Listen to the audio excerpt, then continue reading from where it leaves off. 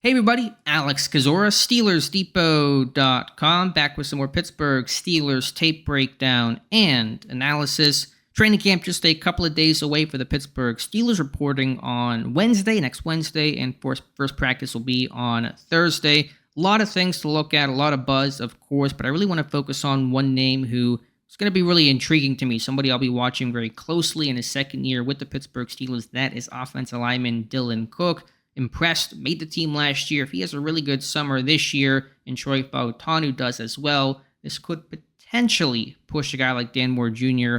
off the roster. So let's get to know Dylan Cook, what he's about, what to potentially expect in 2024.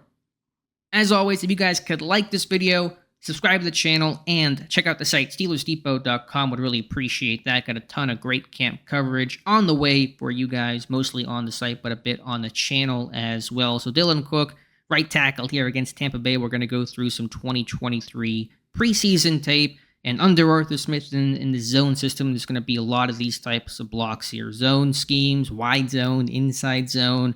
On the backside, can you reach and can you cut off? And so we're going to see Cook here working against a 3-tech, be able to cut him off and reach him and not allow that guy to potentially impact the play. I know the run goes nowhere, but it's preseason. This stuff happens all the time. We're not focused on the overall result.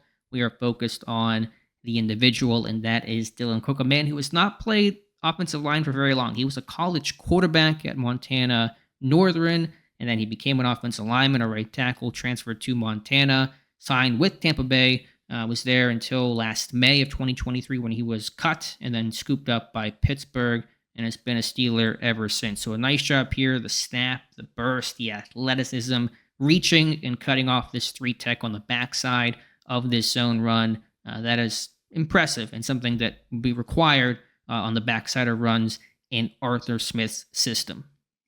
Now let's look at Cook in pass protection. He played a lot of right tackle last year, but played some left tackle and even some left guard. We'll check out late in this video. Going against the left defensive end, and we're going to watch good technique here to defend this, bull rush and stab and long arm, whatever you want to call it here. The DN gives him. I know it looks like he slips and was slowed down here in a second. He did not slip. This is Cook responding with good punch, good placement to chop down the arm of that long arm and send that DN flying into the ground to help keep the pocket clean for his quarterback at the time. That was undrafted free agent Tanner Morgan. So I'll go back. I'm going to slow this one down. You're going to watch this chop here at the joint, like probably around the elbow. That's where that weakest point is at. Let me slow things down first, though, and then we'll get a good look at exactly what Cook does. So we're going to see right there that chop. Once that DN goes to shoot and try to get into the chest of Dylan Cook and start to bull rush him back and try to leverage him, responding. You can do it in different ways. You can try to raise the arm up. It's the Hamilton technique, or you can try to chop it down. Cook does the latter. Alejandro Villanueva was one of the best at this with his size and his length, but Cook, a pretty advanced technique here. We see that with him. I see that with Troy Fautanu, a rookie, an older guy who had 41 starts at Washington, but really good technique here from Cook. Send that D lineman or the end into the ground. Keep that pocket clean. Nice rep. Going back to the run game, sticking with the Tampa Bay Buccaneers game, we're going to see this combo block from Cook, number 60, still at right tackle. After the first level, helping secure that for tight end Zach Gentry. Going to watch Cook work to the second level on the linebacker and just kind of showing some of the torque and power that he has, be able to drive and kind of displace that linebacker late. Again, another run, doesn't go anywhere, not important to us for our purposes of this video. And just a small little capsule of Cook's, I think, overall torque, athleticism, the power he's able to generate, kind of turning this linebacker out right there, and then driving and clearing the way that if the running back had followed behind, there would have been a hole. So just little moments like that for Cook. I thought his run blocking last year needed some work overall, but pass protection was a bit cleaner. In terms of Cook needing to keep his head up and be a little more consistent as a run blocker, but you see some flashes of what the talent he offers, what the potential is if he refines his technique. It's an example of that right here. First clip from the Bills game, and like the first clip we saw against Tampa Bay, same idea. Cook here still at right tackle, reaching and cutting off this backside 3-tech on this run away. So nice job here from Cook. The snap, the timing, the burst, the athleticism to cut off that backside lineman. Going to be critically important under Arthur Smith, the guys are able to do this. Doesn't have to be the most pretty block or, pancake a guy, 5 yards downfield. Just get the job done, secure it, and to have that kind of snap, it's a pretty tough ask there to do that. So I think Cook does a nice job here. So had there been a kind of a cutback lane for the running back to knife up through, that backside three tech couldn't have come down from the backside and be able to impact that play. So just some high level reps from Cook athletically that you like to see those traits on tape translate.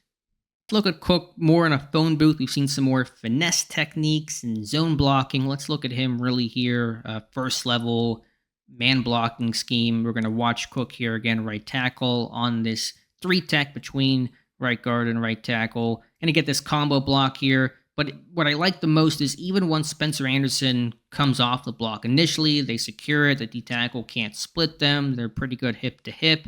But once Anderson climbs and works off the block, we still see Cook drive his feet and finish and really create a lane there. So it's not just stalemating it where, you secure the double team. The D tackle's not going to disrupt the play, but are you really generating movement at the line? You don't see that initially, but you see Cook really continue to drive his feet and really play with good posture and pad level and create that lane for that back to potentially run through. So again, just watching it here, get the initial double team. Anderson comes off. We're going to see Cook continue to drive his feet and really create that lane for the running backs. That's Greg Bell, who was in camp a little bit for a brief time last year, but we're watching Cook really be able to strain and finish, and if he's not able to do that, that hole never really develops for the back. Here it does, because Cook continues right there to drive those feet and wash and displace that D tackle out of the hole, leads to a pretty good run. So again, I thought Cook, run blocking, I'm not going to show all the clips where he struggled. Our focus is kind of on what he's capable of, what he could do, previewing his second camp in Pittsburgh, but it's a really good rep there from Cook to drive and finish and create that hole really himself after Anderson came off to take the linebacker. Last game here versus Atlanta, and like I mentioned before, we saw Cook at left guard. He got reps there, I believe, at left guard the last day of training camp and then dabbled there in the preseason and looked pretty good for a guy that's been a tackle in his brief time playing offensive line. Just a nice job here. And under Pat Meyer, the offensive line coach of the Pittsburgh Steelers, we have on-body sets and off-body sets. I've talked about this before. Good time to revisit, though. Basically, the rule is this. If the inside foot of the defender is to the inside of your outside foot, that is an on-body set. If the inside foot is to the outside of your outside foot, that is an off-body set. And an off-body set's going to be a little less aggressive, more flat than trying to get upfield. And so it's close. I would call this, though, an off-body set. And so we're going to watch Dylan Cook set flat here, not giving ground, not going backwards, but a nice job here with his punch, his re-punch and refitting of his hands, his placement, in creating the most important thing under Pat Meyer, first significant contact. That is the ultimate phrase, those three little words that Pat Meyer wants all his linemen to be able to do. We see that here. So again, setting flat here, first contact, re-punch with that right hand, and then lock and leverage out that D tackle there with a good posture, and it's a really good win for Dylan Cook, even though Mitch Trubisky gets sacked on the play. Certainly not Cook's fault. So just good footwork, good technique, good punch overall, and it's a good win for him. I want to take a quick look at Cook in pass protection back at right tackle. He floated between right tackle and left guard in this Falcons game. Just seeing some good athleticism on tape from Cook. We're going to see this defensive end 1v1. He's going to spike inside. A lot of space here for Cook to have to defend. It's a blitz. It's an overload here by Atlanta. But we're seeing Cook have that ability, the lateral movement to slide down and seal his man. So nice job here from Cook. It's not the most high-level rep in the world, but these tackles, can you move in space? Can you functionally be able to redirect and you're just kick setting and kick sliding outside? The DN spikes inside. Can you be able to mirror that and work with that?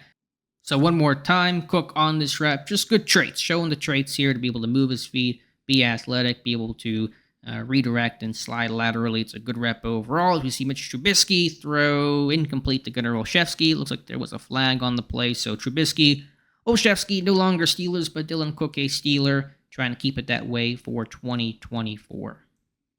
Last but certainly not least, my favorite rep, not only of probably Dylan Cook, but of any Steeler in the preseason last year, which says a lot because there was that magical time in which Pittsburgh's offense under Kenny Pickett looked unstoppable and about to take off in the regular season. And that, of course, did not happen, but a really good rep here from Dylan Cook back at left guard. And if you want like literal clinic teach tape on what Pat Meyer wants, this is perfect. You're not going to get anything better than this. And so pass protection here against this 3-tech, definite off-body set here. And so again, Cook's going to set flat, not going to give ground, not going to set more aggressively and forward like he would on an on-body set, but this D-tackle never crosses line of scrimmage. Cook does not give up an inch of ground here, and it is just a really impressive rep overall.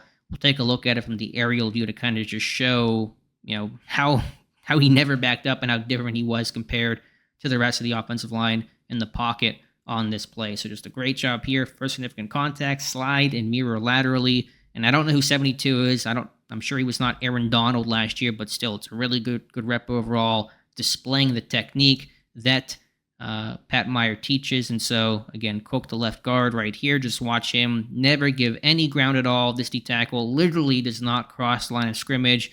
Just kind of see how different it looks compared to the rest of the pocket here on this play. So just a really good set overall from Cook. I mean, again, you're just not going to see that any better the way that at least Pat Meyer teaches it. So that's the intrigue in Dylan Cook, the athleticism, the power that he has, the size, pretty big guy overall, and a guy that has not played a ton of offensive line in his career, showing these things, still pretty young, pretty green to the position, is something to watch for going forward. Will he put it together in his second year in Pittsburgh? We'll see. No guarantee of that. There'll be probably some more competition and higher expectations for him this year than a guy that was pretty much a long shot, unknown last year, that secured his spot, and he played so well that Pittsburgh tried to get him through waivers. It's a rare moment where he would have been claimed, and so Pittsburgh knew that, kept him on the roster the entire season. He really didn't play, but somebody that you want to try to build up, and we'll see what he becomes. Potential swing tackle role, not going to rule that out for Dylan Cook this year. So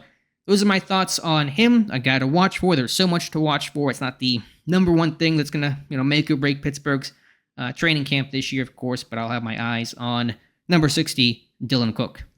So let me know your thoughts in the comments below. Appreciate you guys watching. Again, please like this video, subscribe to the channel, and check out the site, SteelersDepot.com. Would really appreciate that. We got a ton of camp coverage. If you're new to the camp coverage, we do comprehensive, breakdowns and recaps and play-by-plays of training camp each day, mostly for the site and on Twitter. So check me out there too, at Alex_Kozora, Kozora. We'll have, again, breakdowns on this on the website for the podcast. I'll do some videos as well, but primarily it'll be a lot of written word over on Twitter and especially SteelersDepot.com. So be sure to check out there if you're new, if you want comprehensive training camp coverage of the Pittsburgh Steelers starting next Thursday. So appreciate you guys for listening and watching, and we will talk to you soon.